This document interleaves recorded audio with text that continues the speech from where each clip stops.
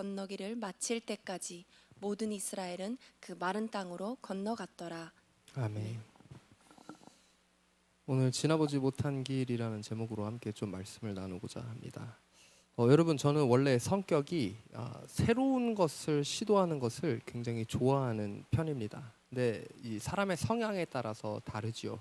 저는 식당을 가도 안 가본 식당, 그리고 어떤 여행을 가도 안 가본 여행지, 가서 어떤 스포츠를 해도 액티비티를 해도 안 해본 액티비티, 이런 언제나 새로운 것을 시도하는 것을 좋아하고 또 그 새로운 것을 시도해서 새로운 것을 또 발견하게 됐을 때 그 기쁨을 굉장히 즐겨합니다.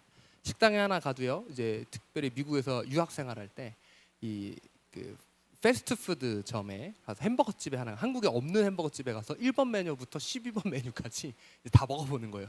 거기서 이제 맛있는 거 사람들한테 추천해주고 이런 기쁨이 이제 사실 저는 있었습니다. 근데 이게 성향에 따라서 다른 것이 어떤 분들은 항상 같은 식당에 가서 같은 메뉴만 드시는 분들이 계시더라고요. 특히 이제 미국 분들 같은 경우에는 정확한 시간에 도너츠 샵에 와가지고 정확한 그 커피와 그 도넛을 뭐 20년 동안 내내 그거를 이제 드시는 그런 분들이 굉장히 많은 것을 제가 보았습니다. 여러분은 어떠십니까? 새로운 어떤 시도와 변화를 좋아하십니까? 많은 사람들이 변화를 싫어하시는 것 같아요. 왜냐하면 안정적인 것을 추구하기 때문입니다. 내가 새로운 것을 했을 때, 나에게 익숙하지 않은 것을 했을 때 일어나는 변수를 꺼려하기 때문이죠. 그리고 오늘 본문에서 보게 되면 이스라엘 사람들은 이 애굽에서 노예 생활하다가 거의 오랜 기간 400년 동안 거주했었던 그 애굽 땅을 떠나 새로운 곳으로 향하고 있습니다. 그래서 우리 지지난주와 그 전주 여호수아 1장에 하나님께서 여호수아를 통해 담대하게 하시고 또 그들을 준비하게 하신 그런 영역들을 보았습니다. 이제는 본격적으로 여호수아의 여정이 시작되는 요단 강 앞에서 이르는 그들의 모습을 오늘 본문은 그리고 있다라는 것이죠. 그들은 이제 정말 새로운 곳을 향하고 있었고 새로운 곳을 앞두고 있었습니다. 그런데 그토록 오랫동안 40년 동안 염원하던 그 약속의 땅을 코앞에 마주하게 되었습니다. 그런데 그 앞에는 마치 막다른 길과 같았었던 요단강을 마주하게 되었다라는 것이죠. 여러분, 저도 이제 사실 이 요단강 하게 되면 뭔가 우리는 대단한 곳인 것처럼 사실 여겨집니다만, 제가 이제 이스라엘에 가서 요단강을 방문했을 때 조금 깜짝 놀랐어요. 그냥 이런 모습이거든요. 이거 뭐 어디 북면에 가면 강덕산에 어디 가면 있는 그런 내천 같이 생긴 거예요. 이거 뭐 별거 아닌 것 같은데 여기를 왜 건너기를 무서워했고 왜 이게 건너는 게 그냥 건너면 건너질 것 같은 그런, 별로 수리도 기뻐 보이지가 않았어요. 실제로 여기에 막 이렇게 들어가는 사람이 있더라고요. 그래서 봤을 때 이게 왜 건너는 게 그렇게 무서운 상황인가라는 것을 제가 이제 그러니까 모르는 분들은 보면 그렇게 생각하실 텐데, 이 요단강의 물줄기가 어디서 나오게 되면은 바로 이 이스라엘에 위치하고 있는 가장 높은 산 중에 하나인 헤르몬산이라고도 부르는 여기에서 그 물줄기가 흘러나옵니다. 근데 여기에는 이 산 꼭대기에 만년설이라고 부르죠. 이제 눈이 계속 이제 있을 정도로 해발이 굉장히 높은 산인데, 이 오늘 15절 말씀에 보면은 아까 여기 뭐라고 나왔냐면 그 물이 언덕에 넘쳤다라고 이야기하고 있습니다. 즉 지금 이 시기는 어떤 시기냐면 눈이 녹아내리기 시작하면서, 그러니까 만년설이 있는 곳도 있지만 이제 봄철이 오게 되고 겨울철이 지나면서 눈이 녹음으로 인해 평상시 수위보다 굉장히 높게 물도 올라갔을 뿐 아니라 또 어떻게 됐을까요? 그 수위만 높은 게 아니라 물줄기도 굉장히 셌기 때문에 잘못 발디뎠다가는 정말 죽을 수 있는 그 정도의 상태였다라고 우리가 볼 수 있습니다. 그래서 영어 성경에 보게 되면은 그때 당시 이 요단강의 물 상태가 플러드 스테이지, 플러드라고 하면 뭐예요? 홍수 난 것이죠. 홍수가 났을 정도로 물이 범람했다라고 성경은 기록하고 있습니다. 그러니까 쉽게 건널 수 없는 상태였다라는 것이죠. 그래서 이 요단강을 건너야 하는데 건널 수가 없으므로 요단강 근처에 이스라엘 사람들과 여호수아는 3일 동안 머물게 됩니다. 이 3일 동안 아마도 여호수아는 기도도 해보고 또 그 불어난 요단강을 보면서 이런저런 생각을 했을 겁니다. 어떻게 해야 하나. 그리고는 이제 지휘관들을 통해 백성들에게 이렇게 이야기를 합니다. 여호수아가 백성들에게 썼던 우리말 한 3절 4절 말씀 한번 같이 읽어보겠습니다. 시작. 백성에게 명하여 가로되 너희는 레위 사람 제사장들이 너희 하나님 여호와의 언약궤 매는 것을 보거든 너희 곳을 떠나 그 뒤를 쫓으라. 그러나 너희와 그 사이 상거가 2,000 규빗쯤 되게 하고 그것에 가까이 하지는 말라. 그리하면 너희 행할 길을 알리니 너희가 이전에 이 길을 지나보지 못하였음이니라. 네, 오늘 제목이 여기 나오죠. 지나보지 못한 길. 너희가 이 길을 지나보지 못하였음이라. 물론 이 모든 길들, 이 애굽에서 나와서 가나안 땅까지 가는 모든 여정이 그들이 처음 가는 초행길이었을 것입니다. 그러나 여기서 여호수아가 말하는 너희가 지나보지 못한 길이라는 의미는 1차원적으로 초행길을 의미하는 것이 아니라 이거보다 좀 더 깊은 의미를 가지고 있다는 겁니다. 그들이 정말 한 번도 경험해 보지 못한 엄청난 길을 의미하고 있다는 것이죠. 여러분, 우리는 결론을 알고 있습니다만 결론적으로는 그 홍수와 같이 범람한 요단강 물이 어떻게 되죠? 멈추게 됩니다. 그리고 이스라엘 사람들은 그 강의 맨바닥을 건너게 되죠. 평상시에 요단강이 아무리 물이 없어도 맨바닥이 드러난 적이 거의 없다라는 거예요. 근데 요단강의 맨바닥을 걷는, 말 그대로 진짜 한 번도 누구도 지나보지 못한 그 길을 지금 이들이 건너게 되는 것이었습니다. 여러분, 지금 여기서 요단강을 건너는 사람들은요, 홍해를 경험한 세대가 아닙니다. 여러분, 그 홍해를 경험한 그 세대들은 노뱀 사건으로 거의 대부분이 죽었어요. 지금 이 요단강 앞에 서 있는 세대들은요, 새로운 세대예요. 광야 생활 여정에서 태어난 세대들, 혹은 홍해 때 정말 너무 어렸었던 세대, 다음 세대들이 이제 새로운 길을 앞두고 있는 그 여정이 바로 오늘의 본문의 내용이라는 것이죠. 여러분, 저는 여러분들이 또 우리 어웨이크닝 교회가 이 이스라엘 백성들처럼 우리 이 겟세마네 기도원과 이전에 동산교회가 또 새롭게 바뀐 어웨이크닝 교회가 한 번도 지나보지 못한 그런 기적과 같은 길을 걷게 되기를 믿음으로 제가 선포하기를 원합니다. 여러분의 삶에서도 마찬가지입니다. 이전의 신앙생활에서 내 삶에서 내가 영적으로 건너보지 못했었던 그런 영역, 아직 쟁취하지 못했었던 그런 영역들이 분명하게 우리가 이 여호수아를 함께 묵상하고 나눠가면서 그런 영역들이 쟁취가 될 것입니다. 왜 그렇죠? 단순히 뭐 긍정의 힘이 아니라 이미 하나님이 우리에게 주셨기 때문이죠. 1장에서 나눴지만 그것이 완료형으로 쓰여졌고 그것을 밟는 것은 우리의 몫이라는 것을 우리가 기억하길 원합니다. 주님이 이미 우리에게 주셨습니다. 우리가 할 것은 쟁취하는 것입니다. 여러분, 이 요단강을 앞에 둔 이 세대들이, 출애굽 2세대들이 이 믿음과 행위를 통하여 어떻게 그들이 지나보지 못한 길을 건널 수 있었는지가 오늘 우리에게 중요한 도전을 주고 있다는 것을 우리가 함께 좀 기억하길 원합니다. 여러분, 그래서 오늘 이 본문에서 나타난 몇 가지 포인트들을 함께 좀 나누기 원하는데요. 여러분, 지나보지 못한 길을 가려면 우리는 어떻게 해야 할까요? 자, 첫 번째 한번 같이 읽어주십시오. 시작. 언약궤를 따르라.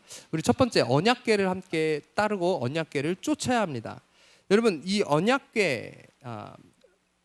언약궤라는 것이 무엇입니까? 바로 이 하나님의 임재가 있는 그 언약궤인 것이죠. 자, 여호수아 3장 3절 말씀 한번 읽어주십시오. 시작.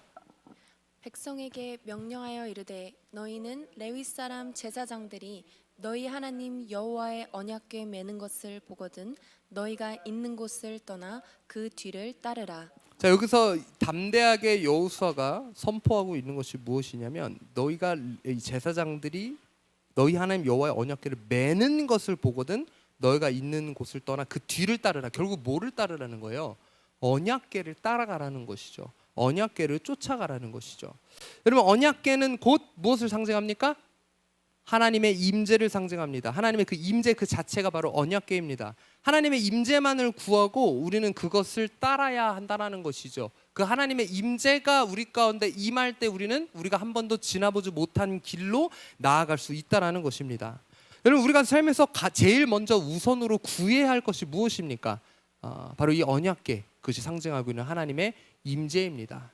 그러니까 내가 삶에서 추구하는 것이 돈이나 물질적인 것이 아니라 그 하나님의 임재를 구하기 위해, 여러분, 그 하나님의 임재만을 쫓으십시오. 내 안에 다른 것이 없어도 그 음과 금, 보화 없어도 하나님의 임재만 있으면 되는 겁니다. 그 임재를 놓치기 위해 어리석은 어떤 죄와 세상적인 거와 절대 타협하지 마십시오. 여러분, 하나님의 임재를 우리가 우선적으로 구해야 합니다. 자, 그러면 우리는 어떻게 하나님의 임재를 구할까요? 하나님과 동행함으로, 하나님의 이 삶 가운데 우리가 하나님의 그 임재를 구함으로 갈망하는 자에게 하나님은 그 임재를 부어 주신다라는 것을 우리는 기억하기를 원합니다.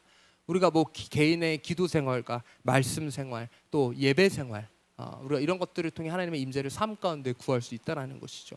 우리가 주일에 함께 모이는 이 자리에서도 하나님의 임재를 구하지만 각자의 개인의 삶에서도 매일의 삶 가운데서도 그 임재 가운데 나아감이 있어야 한다는 것이죠. 그래서 우리가 늘 뭘 강조합니까? 동행 모임과 어떤 이런 개인의 묵상과 기도 생활 이런 것들을 통하여서 매 순간 우리가 하나님의 그 임재에 민감하게 반응하며 나아갈 때 주님이 우리에게 새로운 영역으로 이끌어 주신다는 것을 우리가 기억하길 원합니다.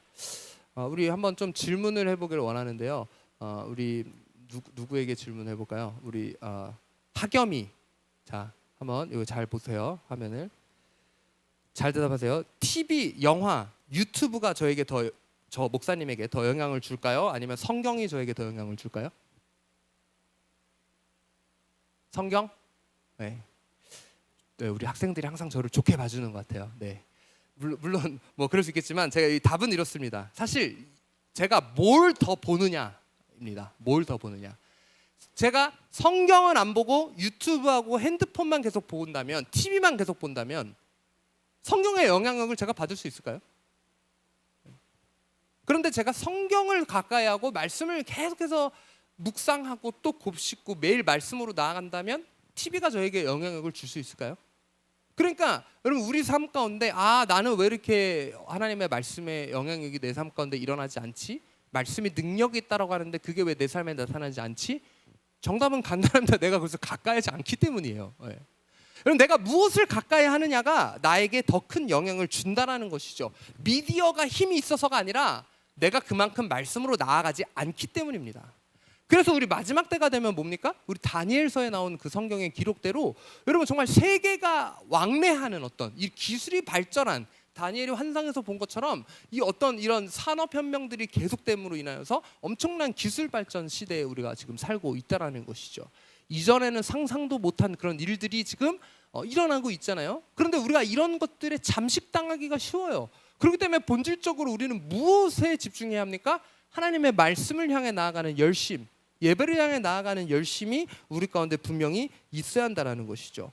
누가 만약에 저에게 목사님은 왜 성경을 읽으시나요? 라고 이야기를 한다면 제가 제 직업이 목사기 때문이 아니라 저는 필사적으로 내 삶 가운데 하나님의 임재를 구하기 위해 그것이 가장 기쁜 것이고 그것 없이는 살 수 없기 때문에 내가 어디로 나아가야 할지 모를 때 그 방향성을 알려주는 것도 하나님의 말씀이기 때문에 곧 이 말씀 없이는 우리가 살 수 없다라는 것, 여러분 말씀 없이 살 수 있다라는 세상의 거짓된 속삭임에 절대 넘어가지 않으시길 바랍니다. 말씀을 필사적으로 쫓으십시오. 그리고 그것이 곧 하나님의 임재를 쫓는 길이고 하나님의 그 언약궤를 쫓는 길이라는 것이죠. 인생을 살다 보면 요단강과 같은 큰 문제를 우리가 마주할 때가 있습니다. 여러분 그런데 그때마다 요단만 바라보는 분이 있어요. 그 문제만 바라보면서 주저앉아서 불평하고 불만하고 하나님 도대체 왜 나보고 건너라고 하시는데 이걸 어떻게 건너라는 거예요 주님 라면서 정말 낙담해 있는 사람이 있다라는 것이죠. 여러분 그것이 아니고 우리 삶 가운데 마주하게 될 그 모든 요단강 가운데 요단강을 바라보지 마시고 하나님의 임재를 바라보십시오. 하나님의 임재를 쫓으십시오. 그럼 어느샌가 내가 그 강을 건너게 될 것입니다. 우리 베드로를 한번 기억해 볼까요? 그가 어떻게 무리를 걸었습니까? 주님을 바라봤기 때문이에요. 주님을 바라봤기 때문에 무리를 걷는 기적을 경험했다라는 것이죠. 그가 왜 바다에 다시 빠졌습니까? 주님을 바라보지 않고 주변을 바라봤기 때문이에요. 바람을 바라봤기 때문이에요. 물을 바라봤기 때문이에요. 세상을 바라봤기 때문이에요. 여러분의 시선은 어디를 향하고 있습니까? 여러분은 무엇을 쫓고 있습니까? 문제를 바라보지 마시고 요단강을 바라보지 마시고 상황을 바라보지 마시고 오직 하나님의 임재를 바라보십시오. 세상 사람들은 다양한 것들을 쫓아갑니다. 뭐 어떤 물질적인 것, 돈을 쫓아가고요. 어떤 이 나에게 이 세상적인 기쁨, 쾌락적인 것들을 쫓아가곤 합니다. 그래서 이 여러 뭐 성공의 법칙, 뭐 아니면 세상을 바꾸는 뭐 무슨 뭐 3분 강연 이런 거 보면 다 어떤 이런 자기개발적인 그런 말들이 너무나도 넘쳐나고 있는 때지만 그 무엇보다 사실 가장 중요한 것은 하나님의 임재를 구하는 것입니다. 그 임재를 내 삶 가운데 맛보고 그 임재를 향해 정말 나아가는 사람의 그 삶은 그렇지 않은 사람의 삶과 반드시 다를 수밖에 없음을 우리는 기억하길 원합니다. 여러분 오늘 한번 질문해 보십시오. 또 이따 구역 모임 때 한번 나눠 보십시오. 진정으로 내가 쫓고 있는 것이 무엇인지, 진정으로 내가 쫓아가는 것, 내 삶 가운데 정말 구하고 있는 것, 우선순위가 무엇인지 우리가 좀 오늘 점검해 보기를 원합니다. 그래서 이스라엘 사람들은 요단강을 건너갈 때 언약궤를 따라갔었고요. 자, 그다음 두 번째 그들이 무엇을 했었습니까? 한번 같이 읽어보겠습니다. 시작.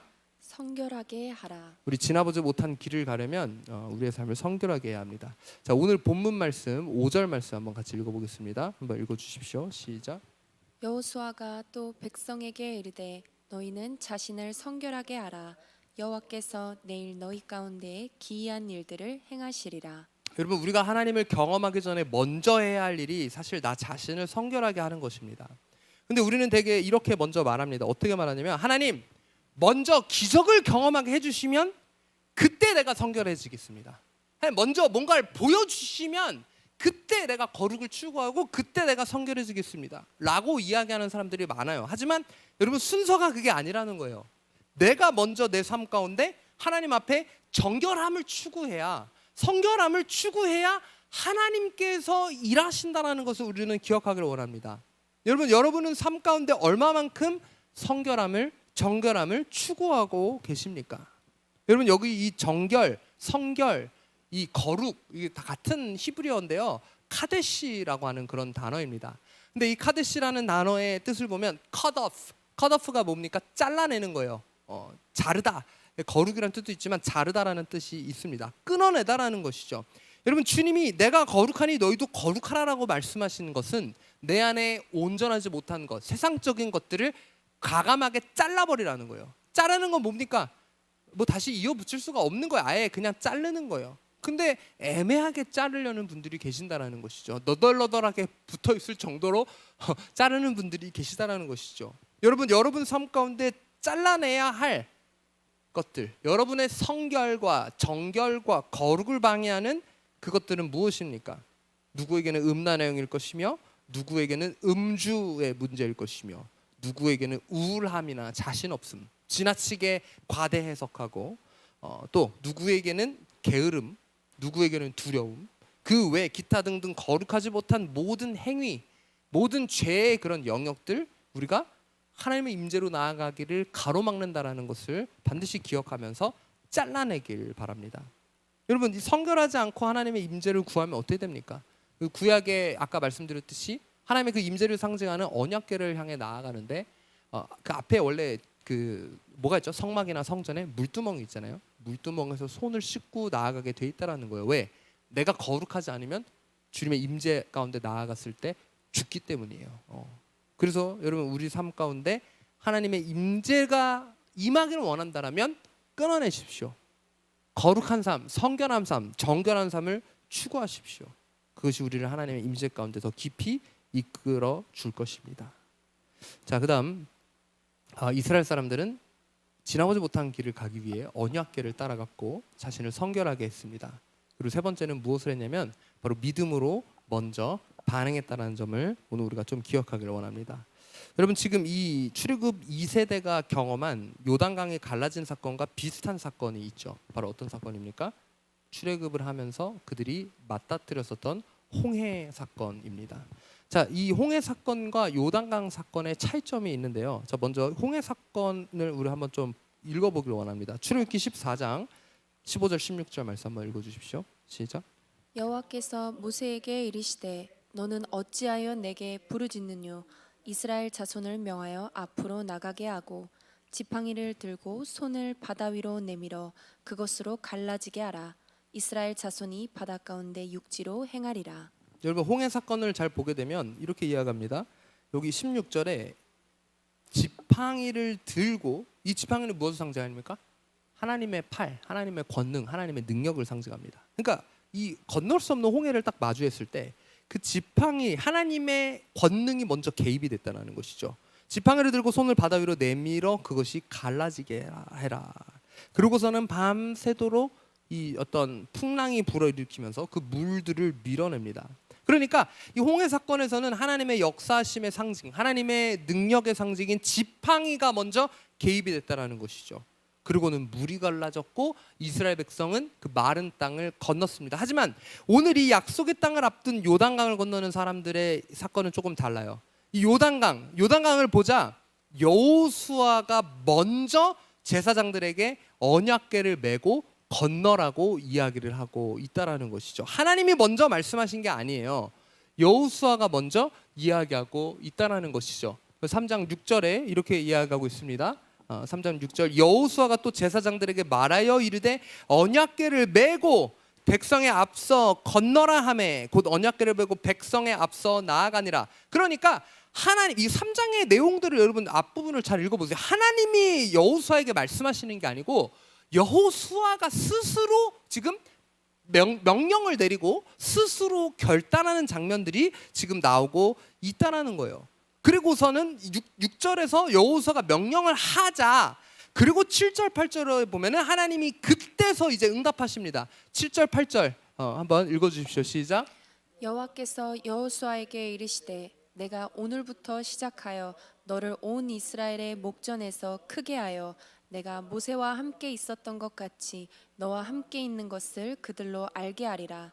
너는 언약궤를 맨 제사장들에게 명하여 이르기를 너희가 요단 물가에 이르거든 요단에 들어서라 하라. 자, 이게 지금 무슨 말이냐면 여호수아가 지금껏 백성들에게 했었던 그 선포를 하나님이 허락해 주시면서 그걸 다시 하나님이 말씀해 주시는, 그래 네가 이렇게 하라고 선포했지, 이렇게 한다라고 이야기했지, 그래 그렇게 해라고 말씀하셨습니다.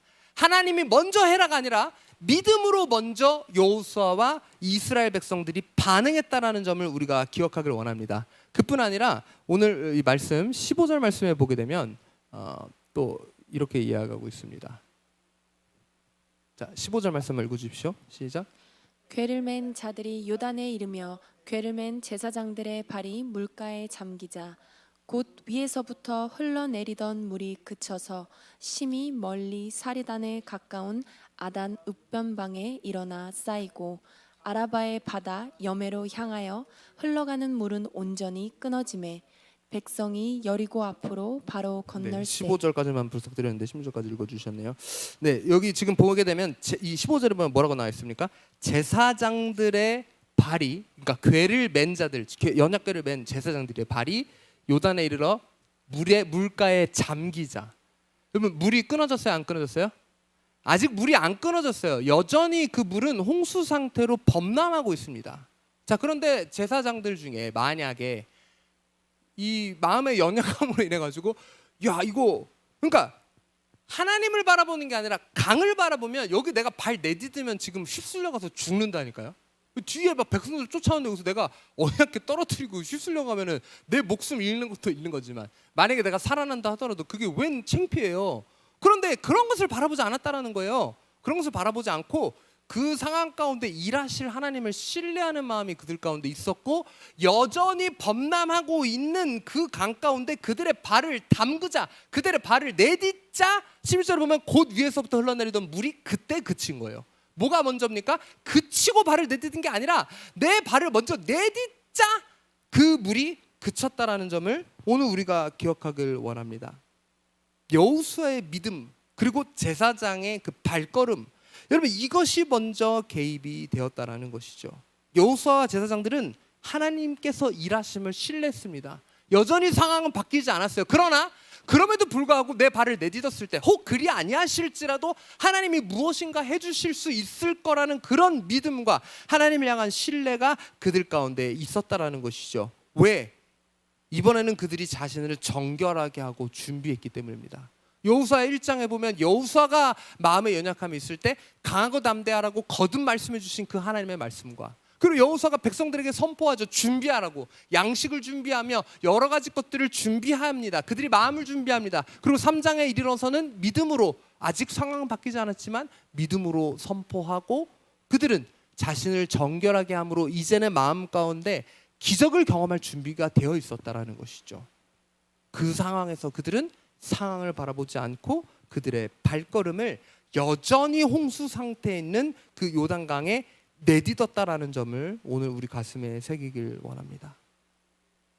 그들은 그리고 지금 그냥 제사장들이 맨몸으로 뭐 발을 내딛었나요? 그들은 뭘 메고 있었다라고 이야기하죠? 언약궤, 하나님의 임재가 그들 가운데 함께하고 있는데 감히 어떻게 물살 정도가 그들을 넘어뜨릴 수 있을까요? 하나님의 임재가 그들과 함께하고 있기 때문에 그들의 마음 가운데는 무슨 일이 반드시 일어나리라라는 그런 신뢰가 그들 가운데 있었다라는 것입니다. 여러분, 이런 것처럼 때로는 우리 삶 가운데 여전히 불어나고 있는 어떤 그런 요단강들을 바라보면 이거 머뭇머뭇거릴 때가 있는 것 같아요. 우리의 삶도. 그러나 하나님은 우리를 준비시키신다라는 것을 여러분들이 좀 기억하길 원합니다. 그리고 이 여호수아가 믿음으로 선포한 것처럼 하나님께서 세우신 영적인 지도자, 우리 어웨이크닝 교회에서는 뭡니까? 담임 목사인 제가 어떤 믿음의 영역들을 선포하며 나아갈 때 여러분 주저하지 말고 믿음의 발걸음을 함께 내딛어 주십시오. 여호수아가 아무리 선포했어도 제사장들이 우리 못 갑니다. 당신이나 들어가슈. 이거 들어갔다 발 잘못 뜯으면 죽는데 난 못합니다. 당신 먼저 들어가. 이게 아니라는 것이죠. 여러분, 교회가 이런 모습으로 나아가면 어떻게 기적을 경험합니까? 우리 올해 여기 표 원천 침례교회 가려졌는데 올해 표가 뭡니까? 네. 하나 되는 교회잖아요. 하나됨으로 나아가는 모습이 이런 모습이라는 것이죠. 이 여호수아의 여러 가지 일들을 바라볼 때 하나됨이 없었다라면 그들은 이 정복을 해나갈 수 없었을 것입니다. 근데 중간중간 하나됨을 방해하는 요소들이 나타나요. 아직은 나타나지 않지만 우리가 계속 그 여정들을 보지만 뒤에 아간이 죄를 짓기 시작하고 그 뒤에 여러 불순종의 순간들이 나타납니다. 여러분, 우리가 특별히 올해 집중하기 원하는 것이 무엇이냐면 어떤 문제가 공동체 가운데 발생했을 때 이것이 하나됨을 흐트려는 어떤 사탄의 방해구나, 하나님의 임재 가운데 나아가지 못하게 하는 어떤 방해구나라는 점을 여러분들이 좀 인지하셨으면 좋겠습니다. 적을 알아야 내가 대처한다는 거, 이것이 그냥 일어나는 것이 아니라 그 배후에는 영적인 그런 부분이, 영적인 공격임이 있을 수 있다는 점을 우리가 반드시 인지하고 때로는 분별하기를 원합니다. 그래서 내 마음을 여러분 지키시고, 그리고 여러분들이 그것을 보고 또 때로는 기도함으로 우리가 거기에 응대해야 한다는 것이죠. 여러분의 인생 가운데 하나님이 믿음의 발걸음을 요구하는 그런 영역들은 무엇입니까? 여러분, 우리 교회에서도 마찬가지로 우리 교회에서 먼저 여러분의 믿음의 발걸음을 띄어야 할 그 영역은 무엇입니까? 여러분은 담대하게 그 믿음의 발걸음을 홍수처럼 범람하고 있는 그 강에 디딜 준비가 되어 계십니까? 그만한 믿음이 있으십니까? 혹 내가 휩쓸려 간다 하더라도 두려워하지 않고 저와 함께 그 강에 들어가실 분들이 계십니까? 아멘 하시는 분들이 계십니까? 네, 우리 모두 그 믿음의 발걸음을 떼기를 원합니다. 여러분, 안 휩쓸려 갑니다. 걱정 마십시오. 제가 책임집니다. 네, 저를 믿고 그 믿음의 발걸음을 내딛어 주십시오. 우리 교회적으로도 그렇지만 여러분 개인의 삶 가운데도 마찬가지라는 거예요. 여러분, 믿음으로 먼저 반응하십시오. 하나님이 요구하실 때 믿음으로 선포함으로 나아가십시오. 그런데 때로는 우리는 이 무모한 믿음과 신실한 믿음을 분별해야 됩니다. 무모한 믿음은 뭐냐면 자기의 욕심대로 먼저 반응하는 거예요. 예를 들면 이겁니다. 오늘 말씀을 듣고 은혜 받아가지고 주님, 제가 어웨이크닝 교회 절반 정도 헌금할 테니 로또 되게 해주시면 제가 믿음으로 로또 삽니다. 여러분, 이거 아니에요. 믿음으로 먼저 반응하는 거 아닙니다. 제가 믿음으로 주식 여기다가 다 몰빵합니다. 여러분, 이게 믿음으로 반응하는, 믿음으로 먼저 반응하라는 것이 이런 무모한 짓을 하라는 게 아닙니다. 우리가 분별할 줄 알아야 된다는 것. 내 욕심이 먼저 개입해서 뭔가를 무리하는 것이 믿음으로 먼저 반응하는 게 아닙니다. 그러면 여기서 믿음으로 먼저 반응하라는 것, 이 신실한 믿음, 무모한 믿음이 아니라 신실한 믿음의 좋은 예는 뭐냐면 신약에 보게 되면 예수님이 칭찬하신 몇몇 사람들이 있어요. 한 명은 백부장입니다. 그가 예수님에게 나와서 자신의 집에 종이 병에 들어 있으니 기도해달라고 이야기를 해서 예수님이 어떻게 하시죠? 가려고 하죠, 함께. 근데 여기서 이야기하죠. 아니 주님, 제가 부리는 종들한테 말만 하면 그 일을 하는데 어떻게 주님이 감히 저희 집에 오시겠습니까? 그저 말씀만으로 그 기적이 일어날 걸 믿습니다라고 이야기했을 때 주님이 그 믿음을 보고 놀라워하십니다. 왜? 그가 믿음으로, 신실한 믿음으로 먼저 반응했기 때문에, 주님보다 더 먼저 반응했기 때문에, 주님 그렇게 될 줄 믿습니다 라고 이야기했을 때 주님이 그 믿음에 놀라우면서 네 말대로 될지어다 라고 이야기하자 그 하인이 난 기적이 일어났다라는 것이죠. 또 신실한 믿음으로 먼저 반응하여 칭찬받은 한 사람이 있습니다. 바로 혈루증을 앓던 여자이죠.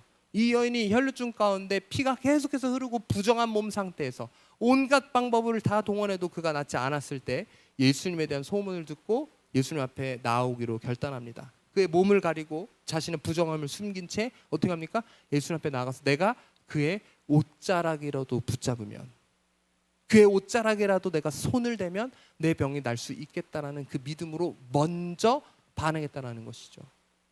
물론 예수님이 때로는 어떤 병자는 탁 집어서 이해합니다. 기도를 그리고 해주시죠. 근데 지금 이 혈루증 여인은 그런 상황이 아니라는 것이죠.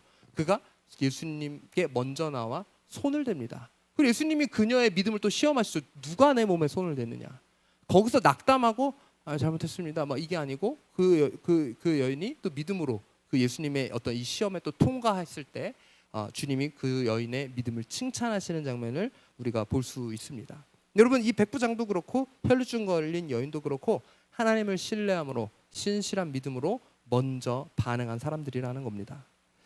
말씀을 맺고자 합니다. 여러분, 우리는 신앙생활 가운데서 계속해서 어떤 장애물을 마주하게 될 수도 있습니다. 그리고 그것이 때로는 요단강처럼 건너기 불가능해 보일 때도 있습니다. 그렇지만 여러분, 우리가 그 요단강을 앞뒀다 하더라도 내가 믿음의 연약함으로, 육신의 연약함으로 내 발을 먼저 디뎌야 하는데 딛지 못했다 하더라도 여러분, 지금 이제는 우리가 이 여호수아를 보면서 결단하면서 우리가 나아가길 원합니다. 그 강 앞에서 주저앉아 있는 것이 아니라 그 강 저편에서 발만 동동 굴르면서 있는 것이 아니라 더 깊은 곳을 향해 내가 영적으로 지나보지 못한 길을 향해 나아가는 여러분들이 되시기를 원합니다. 언제까지 두려움에 떨고만 계시겠습니까? 요단강을 먼저 보고 결단하고 행동한 여호수아처럼, 그리고 하나님이 그것을 승낙해 주시고 기적을 경험하게 하신 것처럼 여러분, 우리 삶 가운데 그런 기적이 일어나기를 원합니다. 그리고 거듭 말씀드리지만 하나님께서 우리 어웨이크닝 교회 가운데 행하실 새로운 일이 있습니다. 우리는 이 강을 건너 영적으로 정복해야 할 그 모든 영역들을 함께 정복해 나가기를 원합니다. 여호수아가 담대하게 선포했을 때 제사장들과 백성들이 그 믿음의 발걸음을 옮긴 것처럼 여러분, 저 혼자 할 수 없음을 여러분들이 반드시 기억해 주시길 바랍니다. 그리고 우리가 함께 그 강을 향해 발을 내딛어 갑시다. 그러면 하나님께서 놀라운 일을 행하실 것입니다. 여러분, 이 믿음의 발걸음을 뗀 제사장이 되어 주십시오. 그 강에 먼저 여러분의 발을 담궈 주십시오. 세상이 아무리 우리를 흔든다 하더라도, 또 악한 대적이 아무리 우리를 흔들고 흩으려 하더라도 여러분, 어떻게 보면 더더군다나 우리 교회 이름 때문이기도 해요. 어떤 예를 들면 사랑의 교회, 은혜의 교회, 평강의 교회, 은혜와 사랑이 넘치지만 우리 교회 이름 자체가 굉장히 이렇게 레디컬해요. 급진적이에요. 깨우는 교회. 깨우려면 내가 깨어 있어야 하기 때문에 마지막 때 이 사명을 감당하기 위해서 우리 대적마귀 사탄은 더욱더 우리 교회를 흔들기 위해, 게다가 지금 첫 이 시발점의 상황에서 우리가 주저앉게 하고 낙담하게 하도록 우리를 공격할 것입니다. 그러나 우리는 그 어떤 유혹과 공격에도 여러분, 우리가 흔들리지 않길 원합니다. 믿음의 발걸음을 내딛어 갈 때 하나님께서 우리의 개인의 삶과 우리 교회 가운데 놀라운 일을 행하실 것입니다. 그 기적을 함께 우리 모두 경험해 나가길 원합니다. 같이 함께 기도하시겠습니다.